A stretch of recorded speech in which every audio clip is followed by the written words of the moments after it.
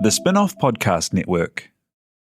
Raising capital or taking your business to the world? Investment Fix has everything you need to make it happen. This season, we're exploring the US market, the opportunities it offers, what it takes to grow a business there, and the best way to approach investors. The Investment Fix podcast. Tune in today. The Fold is brought to you by oOh!media, making brands unmissable and public spaces better across Aotearoa.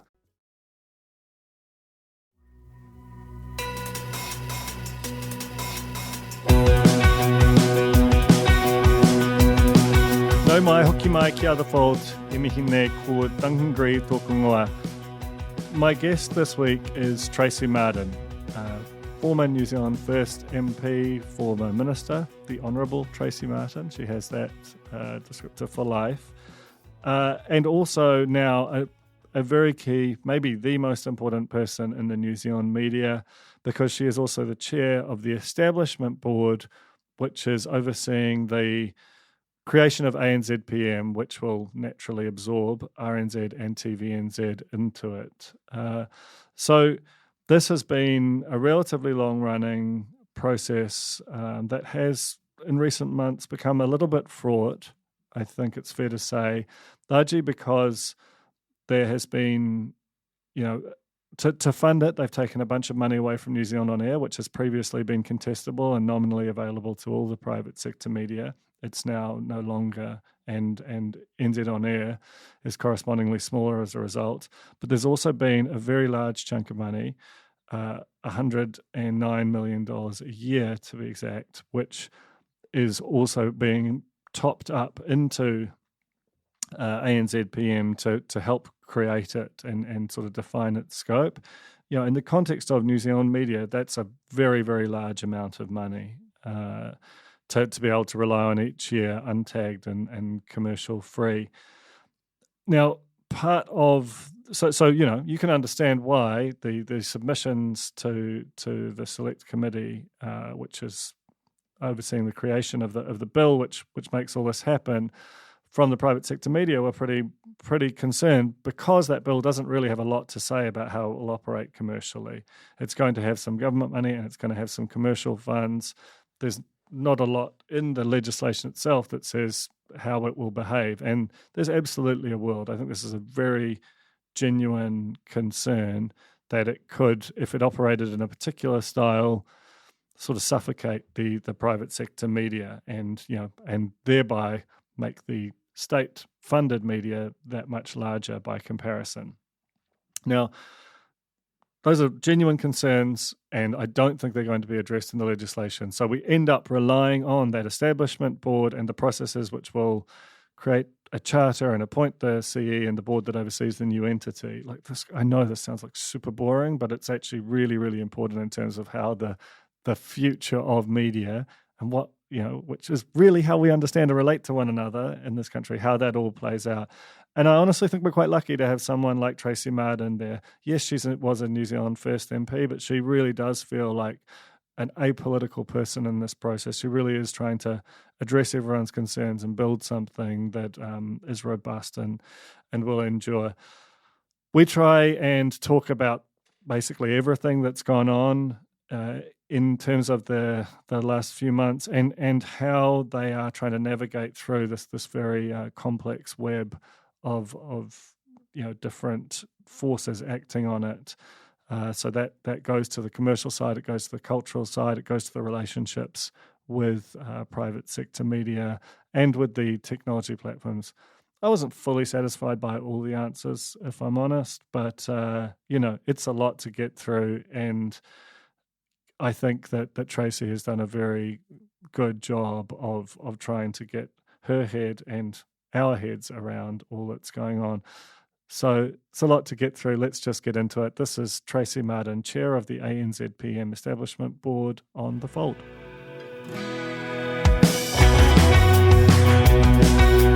Tēnā koe, Tracey, and welcome to The Fold. Oh, Morena, thank you so much for having me. This is a real treat for me. The merger has been a consuming obsession of mine and a problem in my marriage for some time. And so to have someone who is really, really much deeper than I could ever be on this thing to chat with about it for for an hour is a real treat. The one thing I'm curious about to start with is actually how you're handling it all, because it must be an exhausting process at times. It's certainly, particularly in the last few months, it has been. There have been moments when I've been really tired, and it's taken a lot of my time, more time than I think anybody thought at the beginning. But then I get into a conversation with people who, say, well, why are we doing this, or how are we going to do this? And I realise that I'm actually really passionate about it, so that energy comes back and sparks off again. So one thing that those questions, the why and the how, have been dominant. The how, I think, is very interesting. We will talk a bunch about that. But the why, I thought, was laid out reasonably well at the start, and yet there has been noise out of both media and politics that says that there is no justification to this, or no one asked for it. The latter part may be true, but I do think that the case is compelling. Do you want to just explain for anyone who is kind of concerned about why this is happening, what the fundamental justification for this process is? And you see, there's not just one, and I think that's been part of the problem about trying to articulate the why. And certain parts of, the community have focused on a particular one piece. So there's probably more than four, but if I can focus on four. Technology has changed. So when you think about, one of our entities has been focused particularly on linear television, and yes, they've been moving to digital, but they need more investment in that space. The other one of the entities has been focused on radio, AM, FM, and again, that technology in the places where New Zealanders are has changed. So that's the second thing. Where the audience has shown us, the survey done by NZ On Air has shown us that our New Zealanders are going to different places to find their news and their entertainment. And we need our state broadcasting entities to be in those places, or to be partnering with people that are in them. The revenue is dropping. So revenue is dropping particularly for one of our entities, TVNZ, and that's due to international platforms. So I think my figures are slightly old, but let's say there was $2.4 billion worth of advertising in the New Zealand market. 1.2 had gone offshore by a few months ago, and I think that number has increased. And trust is dropping across the planet, and misinformation is rising. So these two entities, TVNZ and RNZ, happen to be the most trusted in New Zealand, even though theirs is dropping. The time to actually step in and start to do something new and start to build real strategies around trust is before it's at crisis point. So that was one of the other sort of major reasons that this is happening. And we chatted about this offline last week, but I think it's good to get it on the record. That so there have been rumours circulating at various times that the process has felt a little shaky, and there was a suggestion it wouldn't be the first major government project to ultimately not happen. But you are adamant that this is going ahead. Am I correct? Oh, I'm adamant it's going ahead. Yes. So and the other big thing, in fact, some of where that kind of shakiness came from was the submissions around it, and particularly the testimony before the select committee of the private sector media operators, which had a relatively unusual level of force around legislation, which, on some level might have been thought that it didn't necessarily impact them. You have, for your sins, read all of the submissions. Do you want to sort of give me a sense of how those landed with you and how the process is responding to that feedback? Sure. So I read the 932 submissions. There's 932 if you strip out the supplementary papers that attach to some of the individual submissions. Of those submissions, when you strip out those that actually weren't commenting on the legislation, they were commenting on government, you've got 80% of what is left that are actually commenting on the legislation that were in favour, but they wanted some changes. And of that 80%, 61 were from the Better Public Media action group. So ultimately what that told me was that there is support for this change to the state broadcaster, but there were some really important pieces that people were looking for, and they were looking for it in the ledge. And the commercial sector were looking for some surety that this entity wouldn't do wouldn't behave in a similar way that has happened overseas when, they've amalgamated things. And that is that it uses its size to literally drive them out of the market. Hence why the charter and the collaboration that is in the legislation is so important. So while I don't have any power over the legislation, that's a parliamentary process, a sort of a downstream effect of that is, and I have been around and seen the commercial players, is to acknowledge and recognise that, try to, with the piece of monitoring work that we're doing inside the establishment unit, strengthen some of those areas that they have major concerns around. And I'm working as fast as I can to actually get the monitor to be able to come out and show them the documents about how this entity will be held to account. I want to talk about the monitor because I think that's probably something that's not particularly well understood publicly, both the existence of it and the role it will play in almost acting as a brake or having oversight of the impact of this in multiple ways. And I think it's a pretty crucial piece here. But before we get to that, part of that, a big thread in the private sector response to the bill was that,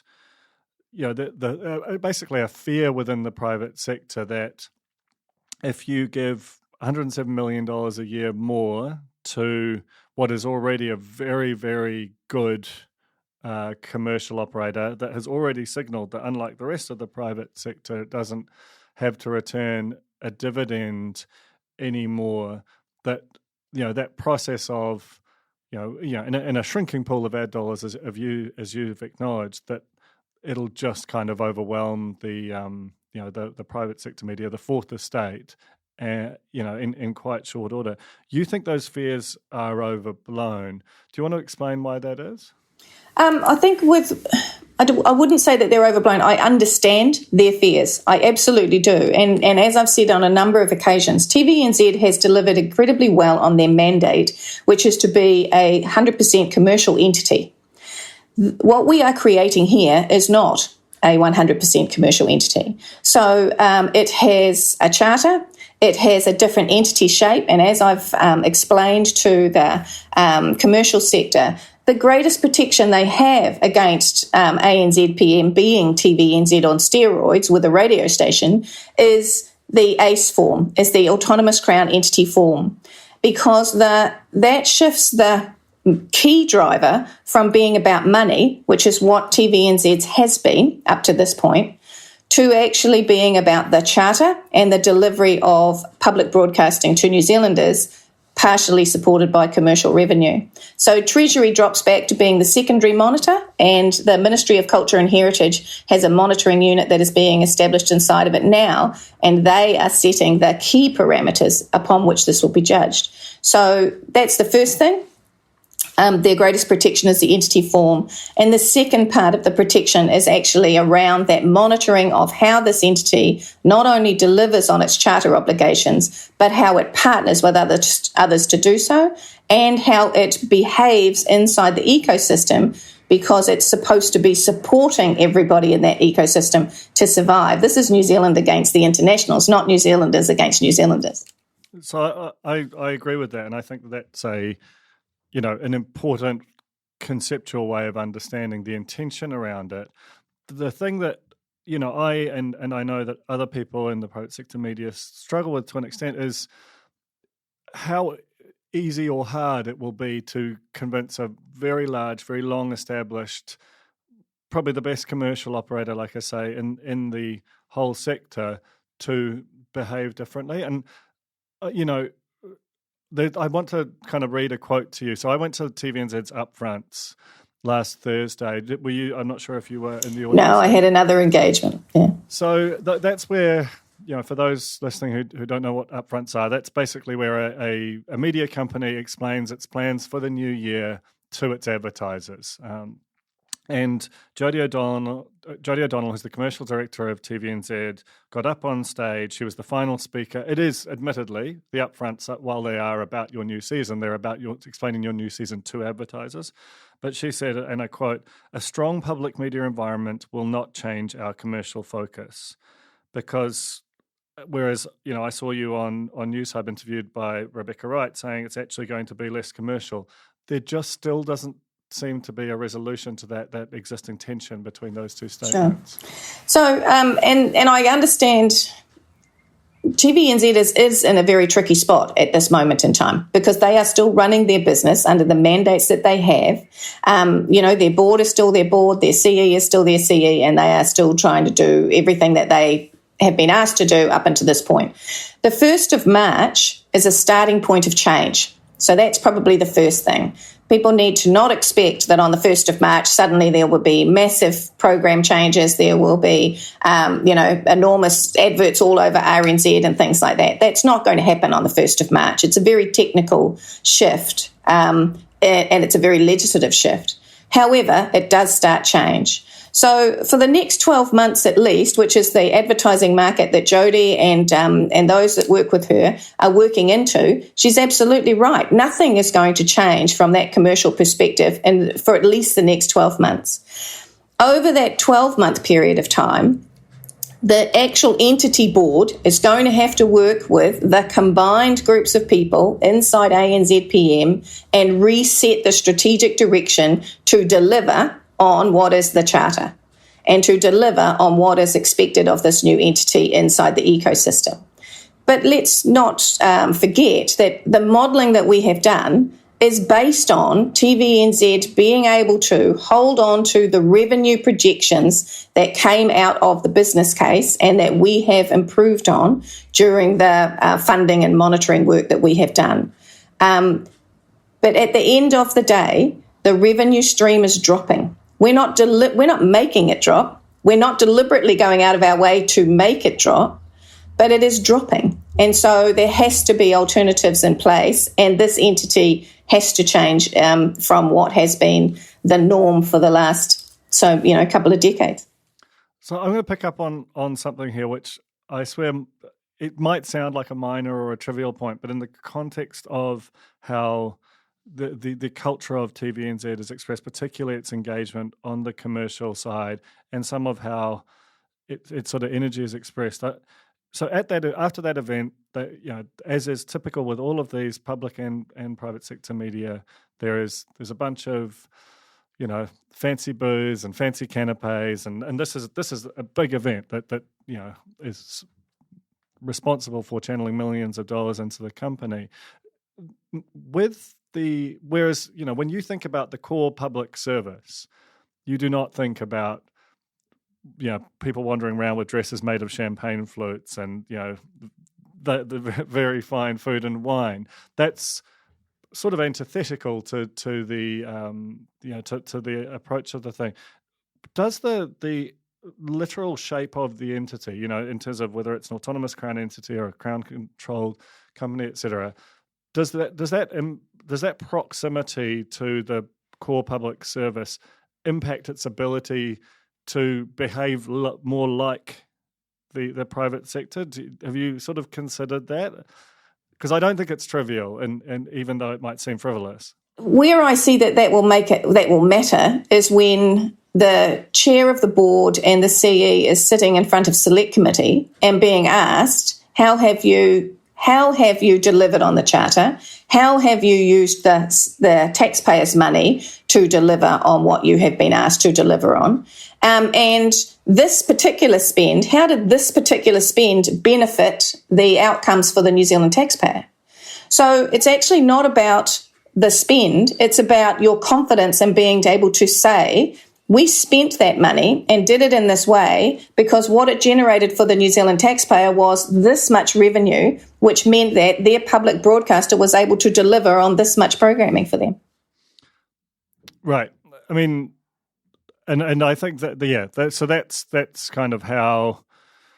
I mean, it will be interesting to see how that plays out, particularly given that I've been to RNZ Christmas functions. They are nowhere near as lavish as TVNZ's. And again, they haven't had the revenue, so maybe this is something that the RNZ people can actually look forward to, is the opportunity to showcase what they do with the benefit of now TVNZ's marketing ability or whatever. There are positives and negatives inside of everything, and I'd have to say, TVNZ they are public servants.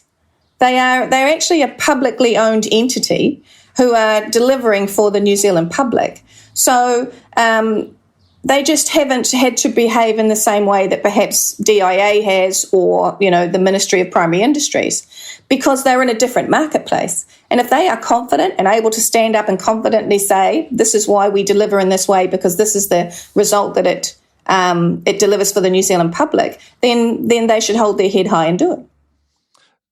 So the crucial thing here to me is that monitoring piece, because as you say, the advertising is coming backwards. We can almost, it sort of seems almost inevitable that will continue to happen for a long period of time. And advertising remains the major funder of news, current affairs, entertainment properties, you name it. If we make something in New Zealand, then it is largely funded by an advertising dollar, which is shrinking year on year on year. And so part of the sort of pitch that you have made is that this won't involve, on some level, like a nationalisation by stealth of the entire media market, just by virtue of the government standing still while everyone else shrinks.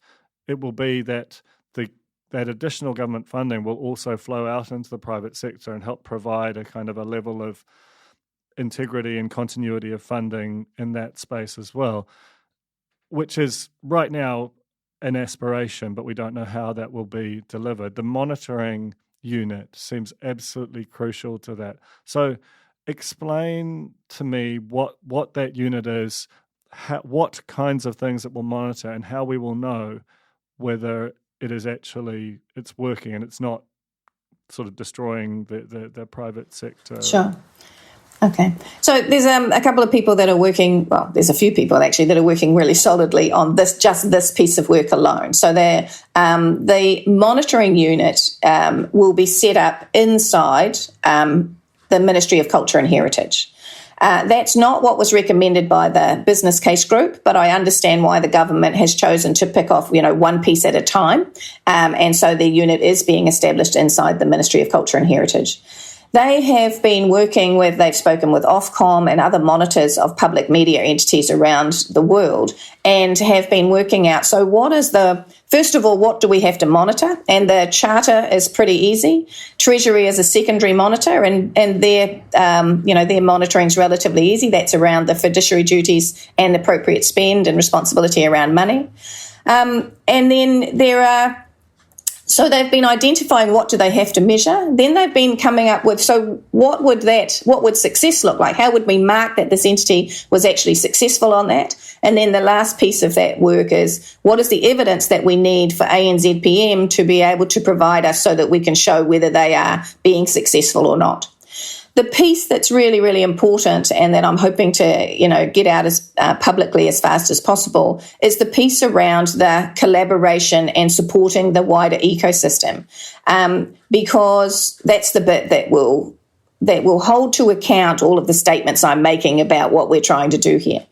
And that is where I know that the monitor, for example, has already incorporated into the requirement that they go out into the ecosystem and speak to stakeholders, private, commercial, other public media stakeholders, about the behaviour of this entity, and they will report in on that. I had the CE of one of the commercial entities asked me whether there was any process by which to complain to the monitor if they started to see behaviours that were inappropriate. And there is. So I've checked that, and we'll make sure that we get that in writing and that we can send that back out to the sector. The other thing that's I came out of Stuff's submission, actually, and I've asked the monitor whether they can have a look at. Stuff was particularly concerned about the entity being able to run loss leaders in a way for advertising, which is, undercut the advertising market by 30% and take all the advertising revenue, which would directly be, in opposition to what is the intent of this entity. So I've asked the monitor whether they can have a look at what Sinead put in her submission that I've said either in the BBC's or the ABC's legislation, where the midpoint of advertising cost is actually identified, and the entity must be within 5% above or below that midpoint, and they have to prove it to the monitor. Now, because they're partially commercial, people may have to take the monitor's word for it, but they should be able to provide evidence to the monitor that they are not either undercutting the market, or what advertisers are worried about is that the entity will reduce its advertising but still have the biggest audience and then charge them higher for it. So we've got two sides to that coin that could be solved by incorporating something like that into the monitoring. I mean, a lot of this is predicated on, this is a Labour Party initiative that is going through the legislative process now.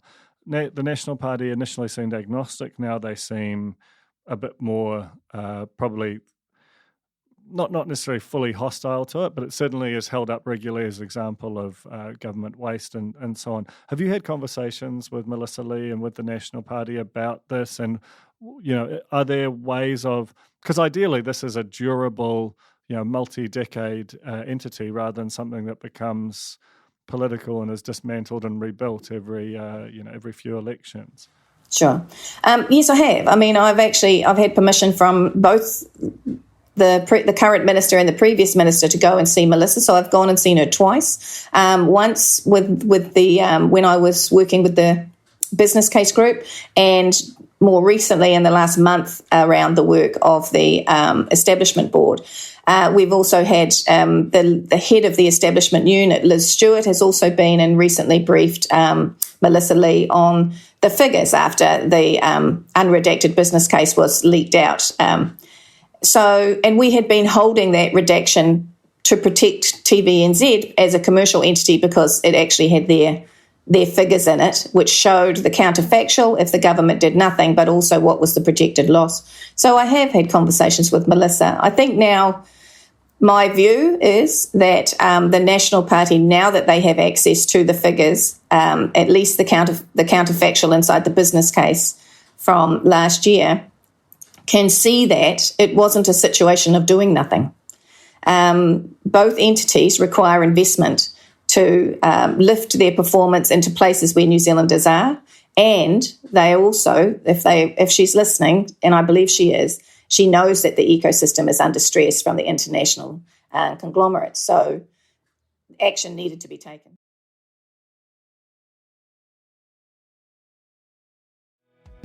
The Fold is brought to you by oOh!media, making brands unmissable and public spaces better across Aotearoa, with over 4,000 out-of-home advertising sites nationwide across both street furniture and retail centres. I'm super grateful to oOh!media for enabling us to make unmissable connections with Kiwis.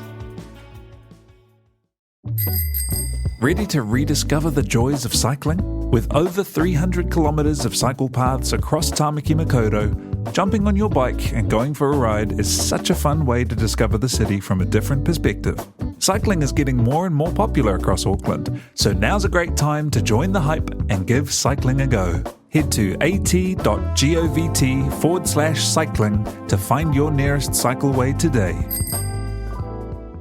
Skinny are helping you show how smart you are with the 1Q quiz, an all-new, super challenging and super quick daily quiz built by the Spin-Off. Every Monday, Skinny are giving you the chance to prove you're smart with the Skinny Extra Credit question. Get it right, and you'll get the chance to score yourself some Skinny Extra mobile credit, so you can text, call, or even video call your group chat and gloat about how big your brain is. T's and C's apply.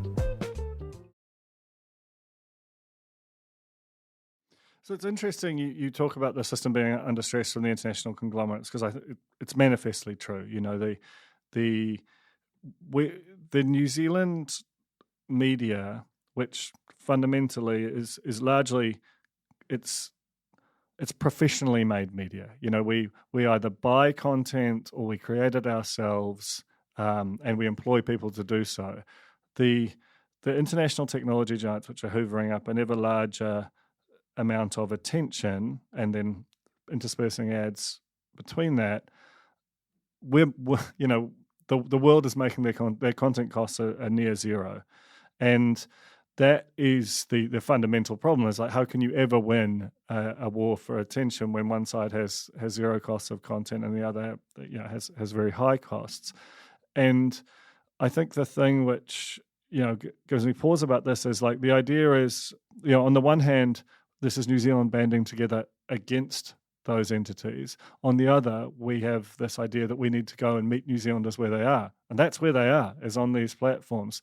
So how do you resolve that tension around, the audience, particularly the young audience, which is one of the most important missing pieces, is on TikTok, which is, by the way, controlled by the Chinese state, and we have no visibility over what it's surfacing to our rangatahi. And it's also, it is also, as well as a place where you go to serve them, it controls the ad revenue, and it is fundamentally a symptom of the kind of thing that you're setting up to avoid. So, to really reduce it down, you're proposing to create content for these platforms as much as you are to protect against them in a way. No, that's not what I'm proposing. And that's probably a distinction, like when it was suggested recently that, New Zealand On Air could actually just do all of this. New Zealand On Air definitely is platform agnostic. So New Zealand On Air funds content that they want to make sure that the most amount of people can see it. Part of what is the requirement for ANZPM, and this comes to that comment that I made around it's not all about eyeballs and ears. And it's not all about eyeballs and ears now from this perspective. And the young that you're talking about, that young demographic, is the hardest demographic to get to.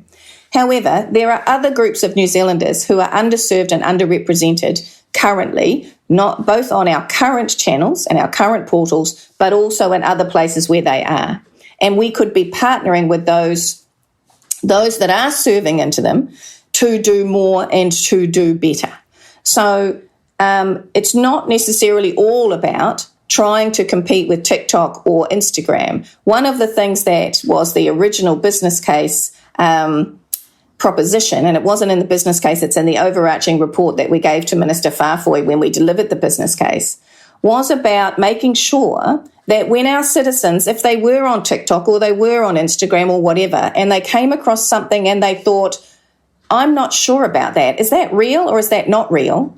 Where was a place they could come back to? Where was a place in New Zealand that they were able to go back and see if they could verify it? Where was the trusted brand that they could come back to? So that's part of what we're talking about. We're not talking about necessarily creating content and popping it up onto their platforms. There the other thing that so you've got demographics of New Zealanders, whether that be Pacific or Indian New Zealanders or Chinese New Zealanders. If they were able to see and hear themselves more regularly and in programming from their perspective, would they return to, or would they now come back to the New Zealand entities as opposed to the international entities? So there are other gaps and other spaces, not just the 18 to 34-year-olds that a lot of people are driving onto. But we can hook them possibly back to us. These are all things that the new entity board and the new entity certainly are going to have to be challenged with, and I'm not an expert in that space, but we have discussed it in many ways at that board table. I mean, I think a lot of the time there is a gap between the sort of abstract, idealistic behaviours of, wanting someone to verify a fact, and then going to some other platform, whether it's TVNZ Plus or some kind of future creation. The overwhelming story of technology is of, platform determinism, is of these new entities becoming so powerful and so good because of the fundamental technological and investment advantages they have, that the trying to get someone to behave in a particular way, whether they're Indian New Zealanders, Chinese New Zealanders, Pacific New Zealanders, all of this, or that young audience, there just isn't much history, and the scale of investment to kind of reach them, it does seem a huge ask to create something new that moves at the pace that technology develops. So that piece just does feel really, really difficult to me. It is very difficult. Don't get me wrong, it's very difficult. But at the same time, No democracy that we've been in touch with is moving away from having a public broadcaster. So 71 or 70% of New Zealanders surveyed, I can't tell you the name of the survey, I'd have to go and find it, said that they believed that we needed a public broadcaster. So we have to have this entity, we have to have a public broadcaster. But you've also got this public broadcaster, ANZPM, has a requirement to also provide equity to those who aren't shifting onto those platforms. So if you have a look at linear television, what we've got a reducing audience, but actually that audience, the people who are predominantly there are older and also many Māori and Pacific, so older Māori and Pacific. If you look at the AM transmission, which again is another sort of a sunset technology really, but apart from having a civil defence requirement, you've got iwi radio, Pacifica radio, community radio, access radio, and rural and regional. So this ANZPM has a requirement to continue to provide that connection for those New Zealanders, just as much as it is going to have to try and work those partnerships and create those portals or platforms or whatever that will encourage the New Zealanders who are currently not interacting with public media to come and have a look, to connect. Nobody said this was going to be easy. We've designed something that we believe is the pathway for the future, but whoever is sitting at the board table and whoever is the CE is going to have to, one, shift the cultures of both the current entities coming into the environment and recognise that this is a new entity with a new purpose. And it's not going to be done overnight. I mean, that's quite an interesting aspect of it, right? Is that, quite apart from the culture change, there is the how will we know it's working piece. And I assume that is part of the monitor's remit. But, measuring things online is really difficult. And one of the few things that we do have is New Zealand On Air's Where Are the Audiences survey, which you referred to earlier.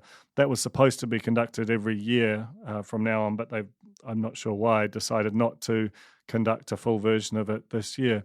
Will that be part of the monitor's remit to really conduct ongoing and quite granular research to say it's all very well and good to make this content, but we need to have a pan-media survey that isn't Nielsen or these organisations which are fundamentally exist to kind of help the commercial entities tell a story to their advertisers, but is actually concerned with finding out the truth of audience behaviour. That's going to be a very costly exercise, but it's absolutely essential to knowing whether you're actually doing things. So is that part of the monitor's remit? It is. So the conversations that the monitor was having, and they got interrupted, unfortunately, they were conversations with New Zealand On Air that got interrupted due to a funding situation that New Zealand On Air reacted to. So, but those conversations are starting to resume. So what that was about was the monitor was having conversations with New Zealand On Air and Te Māngai Pāho about a triangular relationship, one, to be able to work creatively and constructively across the content commissioning sector to New Zealand On Air talks about it from a not duplication perspective, but actually ANZPM, the establishment unit, we were talking about it on a how do we collaborate to make sure we've got some sort of situation, e.g. drama, for example.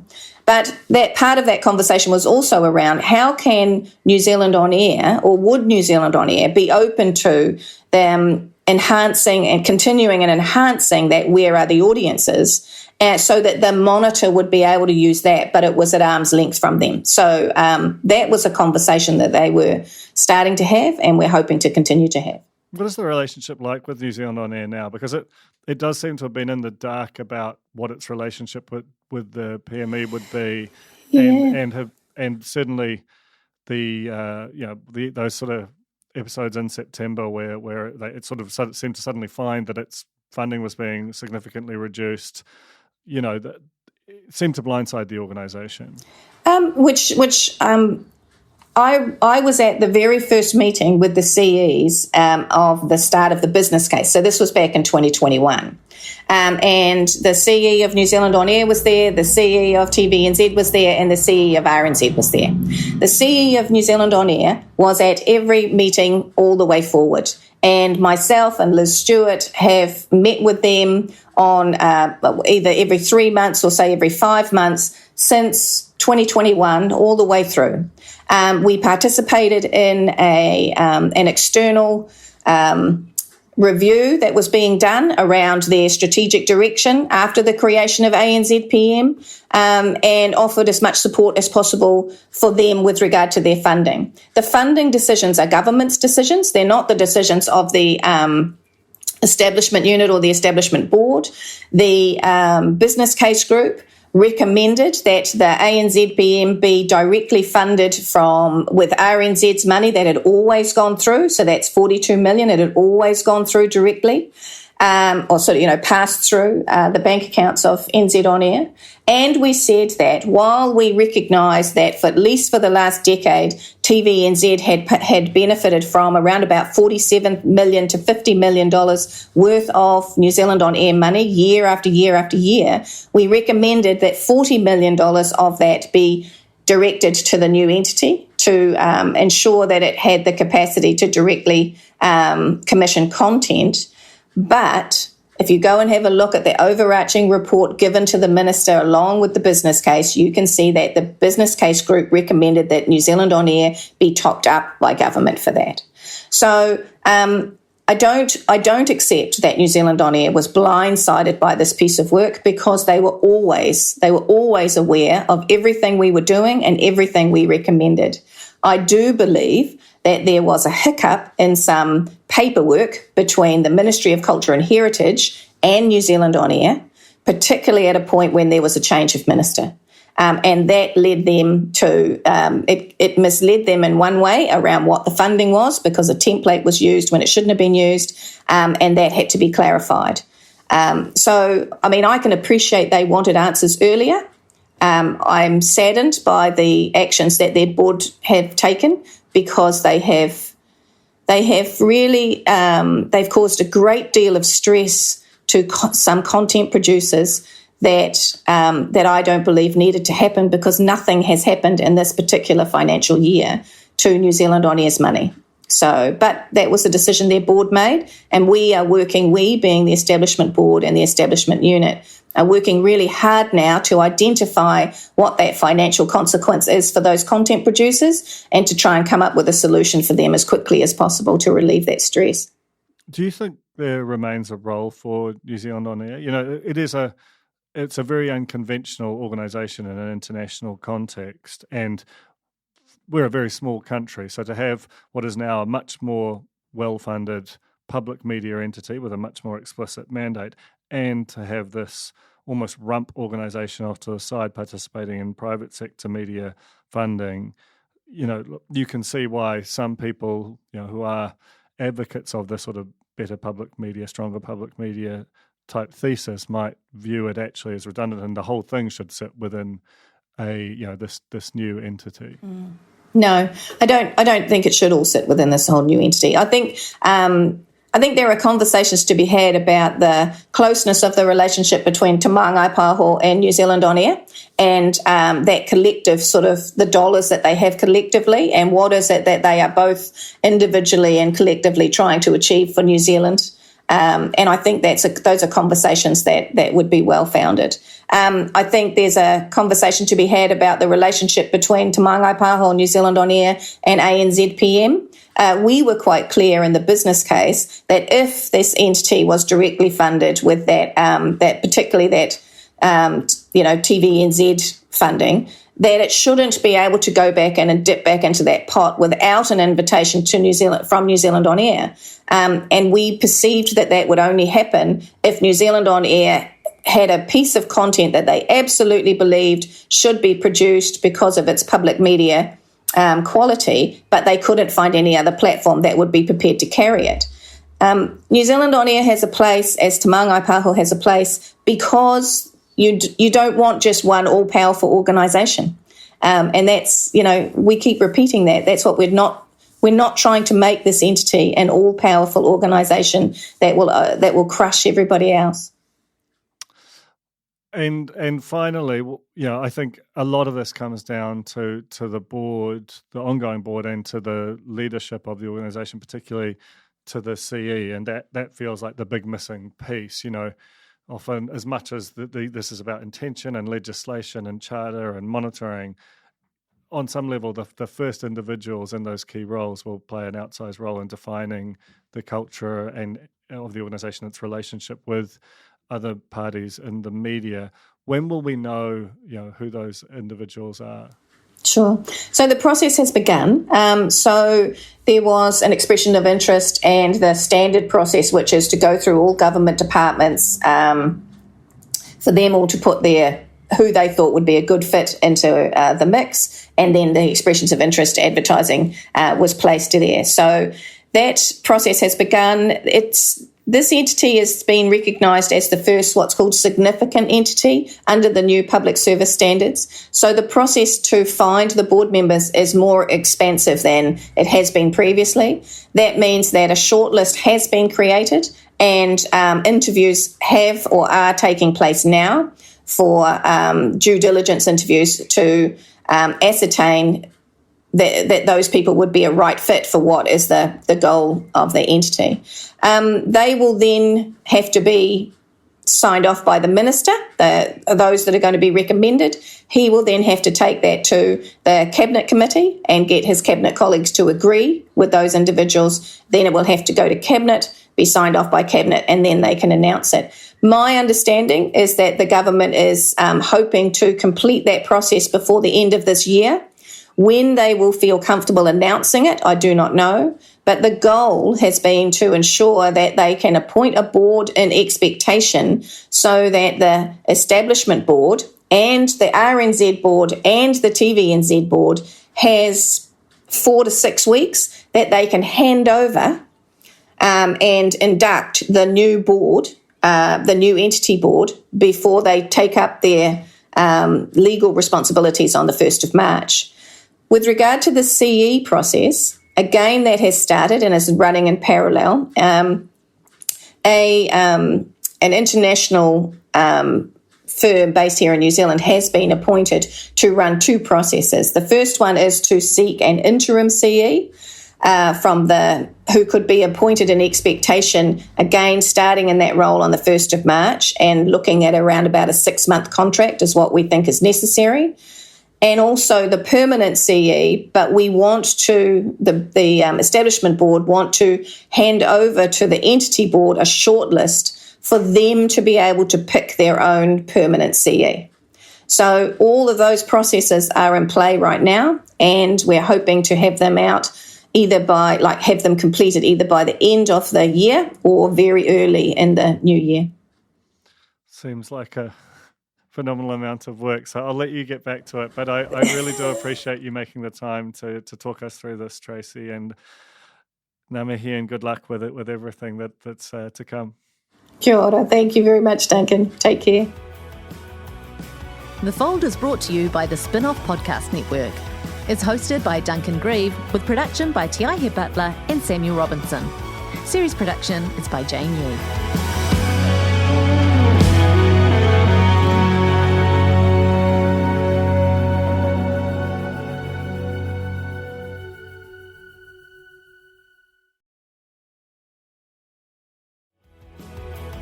That was The Fold, brought to you by our partners at oOh!media, making brands unmissable and public spaces better across Aotearoa.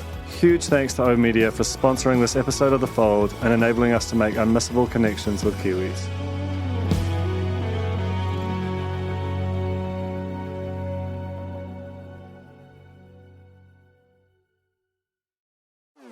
Talofa lover, I'm Madeline Chapman, editor at The Spin-Off. If you have the means, consider supporting our high-quality journalism by becoming a Spin-Off member. Sign up now at thespinoff.co.nz/donate. The Spin-Off Podcast Network.